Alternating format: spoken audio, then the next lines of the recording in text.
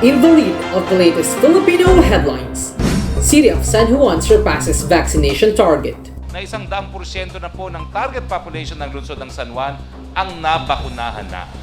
Central Visayas sees COVID-19 case rise. 130,000 OFWs returning home due to COVID-19 pandemic. 12 senators seek probe into state-funded troll farms. 3 ends up dead in a 27 million drug bust in Pasig City. Fitch revises Philippines' outlook from stable to negative. Biden backs Trump in rejection of China's South Sea claim. And Masbate scientist wins Binibining Pilipinas 2021 top crown.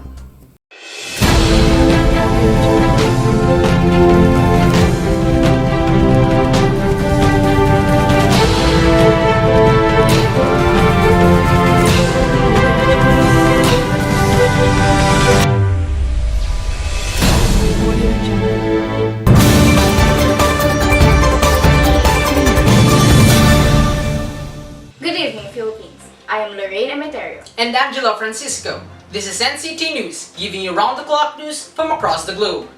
For COVID-19 updates, vaccination targets are said to be surpassed by the city of San Juan. Metro Manila's least congested city San Juan vaccinated 96,610 of first dose shots, which is around 78% of its total people on July 11. This marked the vaccination of 100% of the city's population. San Juan Mayor Francis Zamora stated with the vaccination rate of the city that they would be able to achieve herd of immunity by the end of August this year. It was the fastest vaccination drive organized by a city in the country. However, the Philippines still has a large target margin in order to complete vaccination and eradicate COVID-19. On the other hand, however, Department of Health announced the Central Visayas is currently in the middle of the third infectious wave of COVID-19. DOH Epidemiology and Surveillance Unit Regional Head Dr. Eugenia Cañal stated to the media the noticeable hike in COVID-19 cases in the Central Visayas region. As of July 10, the DOH Central Visayas Regional Office recorded 8,241 active cases of COVID-19, with 114 from Cebu City, 108 from Cebu Province, 76 from Bohol, 45 in Negros Oriental, 39 from Lapu-Lapu City, and 28 and 9 from Mandaue and Siquijor. Furthermore, this tallied the total cases of the Central Visayas region to 76,175, with recoveries of 65,656. Whereas at least 120,000 overseas Filipino workers are returning home in the following months, according to the Overseas Workers Welfare Administration. OWA Chief Hans Kakdak said that the bulk of OFWs coming home have lost their jobs due to the COVID-19 pandemic. The agency has brought a total of 612,000 OFWs displaced by the pandemic since May 2020. These returnees will need to quarantine for 10 days. The agency is seeking additional funding for hotel accommodations and other necessities of the migrant workers. On politics, senators seek probe into state-funded troll farms. More on this with Daniela Sido. A total of 12 senators filed a joint resolution seeking to investigate the alleged use of public funds for troll farms that spread misinformation on social media. They are Senate President Vicente Soto III, Senate President Pro Tempore Ralph Recto, Minority Leader Franklin Drilon, and Senators Nancy Binay, Laila De Lima, Richard Gordon, Lisa Hontiveros, Panfilo Lacson, Emmanuel Pacquiao, Francis Pangilinan, Chris Poe, and Joel Villanueva. The resolution said that the Filipino people should know why public funds are being spent on troll farms disguised as public relations practitioners when the country is battling a health crisis. Lacson initially tagged a government undersecretary as the one behind the operation of troll farms across the country that targets those who are not aligned with the Duterte administration. The Department of Finance earlier awarded a communication strategy consultancy contract to an operator who was tagged by Facebook as a pro-Duterte account network who has since been taken down. The senator said that the allegation should not be dismissed as Filipinos are heavily reliant on the use of social media, making them vulnerable to misinformation. According to advertising firms, Filipinos spend the most time on social media for 6 years in a row now. They said that the country has the highest internet usage with an average time of 10 hours and 56 minutes. Thank you, Danielle. In public safety, Taal volcano continued to exhibit magmatic unrest, which resulted to more volcanic earthquakes surrounding the area. The Philippine Institute of Volcanology and Seismology documented more than 70 volcanic earthquakes during the 24-hour observation period. The volcano continued to release high levels of volcanic gas emissions. The steam-rich plume drifted towards the southwest and west-northwest areas from the main crater. Meanwhile, the Department of Science and Technology will install local air quality monitoring machines in selected communities in Cavite and Batangas. More information on other latest news when we get back.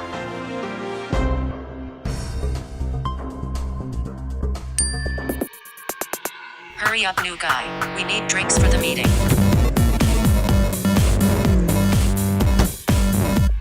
Alright, new guy's here.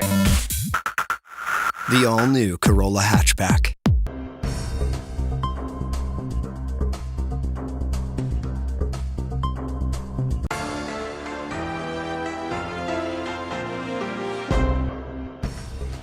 And we're back. This is still NCT News, giving you round-the-clock news from across the globe. Approximately 27.2 million pesos worth of shabu was confiscated from 3 suspects who were killed in an alleged shootout with Pasig City Police. Reporting live from the scene of the crime, news correspondent Precious Paranabe. Yes, that's right, Lorraine. As you can see, not far from where I'm standing, 3 suspects were gunned down after a violent shootout with Pasig City Police. As of now, the bodies of the deceased are on their way to being autopsied by local authorities, while some officers have remained at the scene of the crime for further investigation. The suspects were identified as Richard Juan, Paulo Rio Florido, and an alias Rixan were all said to be carrying at least 4 kilograms of illegal drugs. The sting operation that led to numerous exchange of gunfires caused slight civilian panic in the streets of Pasig. The shootout that ended at 1 a.m. this morning, where all of the suspects were pronounced dead upon the arrival of the paramedics. That's it for today's live coverage. I am Precious Bernabe of NCT News. Back to you, Lorraine. Moving on to international news, Biden backs Trump-era rejection of China's South Sea claim. More details on this headline by Daniel Asido. The Biden administration has echoed the stand of its predecessor regarding its rejection of China's maritime claims in the South China Sea. U.S. Secretary of State Antony Blinken said in a statement ahead of the 5th anniversary of the country's win against China on the disputed Spratlys Island that the U.S. would be forced to respond if China attacks the Philippines. Blinken said that China's claim in the South China Sea, outside of its internationally recognized water, is illegitimate and accused China of coercing and intimidating Southeast Asian coastal states. Article 4 of the 1951 U.S.-Philippines Mutual Defense Treaty obligates both countries to come at each other's aid in case of an attack. The Secretary also urged China to abide by international law and stop its provocative behavior and respect the rights of all countries. China has since rejected the tribunal decision and has refused to participate in arbitrational proceedings. They also started building military bases, which prompted the U.S. to sail its warships to promote freedom of navigation.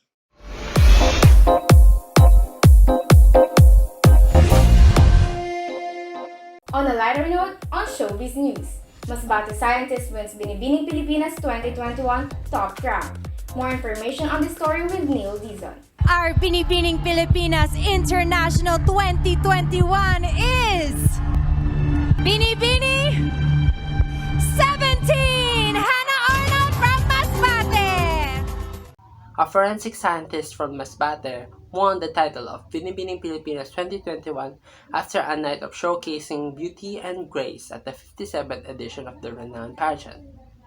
Arnold was among 33 other contestants who managed to land in the top 6.